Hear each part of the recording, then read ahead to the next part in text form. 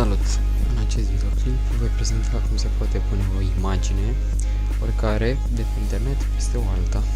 Prima dată căutați pe internet o imagine pe care veți folosi ca background.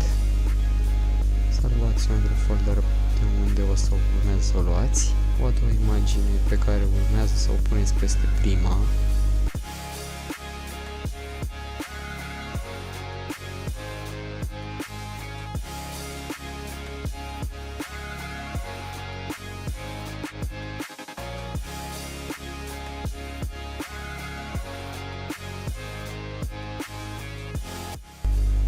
După ce le-ați salvat pe ambele imagini într-un anumit folder, deschideți-le în Photoshop. De la File dați Open și selectați imaginea din folder.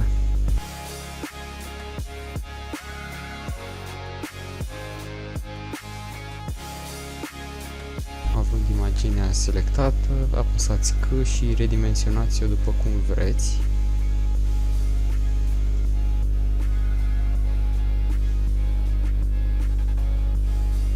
Din panoul din dreapta puteți să selectați tonurile de culoare pe care vreți să le schimbați imaginii.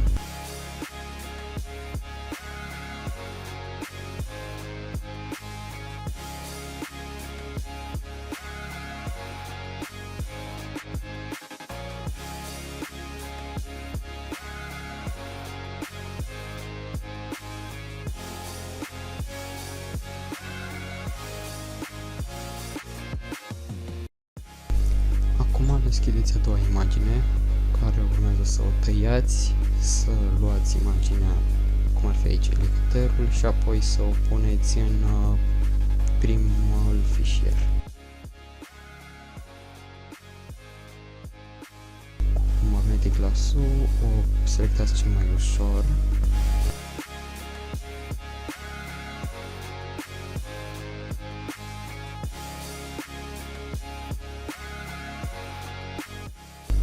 Dacă aveți zone în care nu este selectată bine imaginea, puteți să redimensionați zona selectată.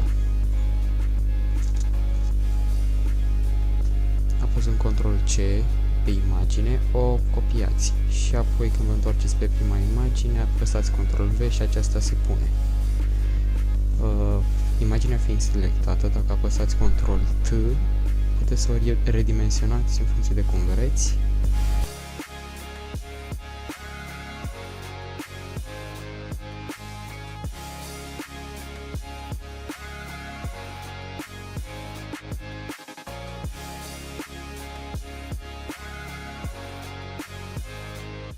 Și cu Eraser o tăiați pe imagine cât trebuie, astfel încât să arate cât mai bine. Pentru că atunci când ați folosit Magnetic Lasso, nu selectează perfect.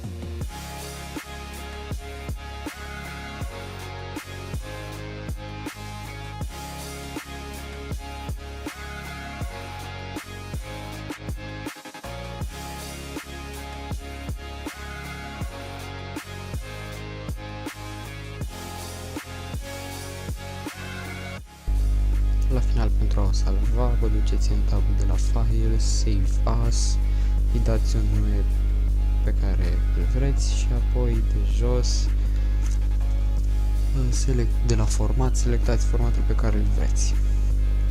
Deci pe G până G sunt formatele pe care le puteți deschide pe orice calculator și PSD, adică formatul pe care îl puteți deschide cu Photoshop.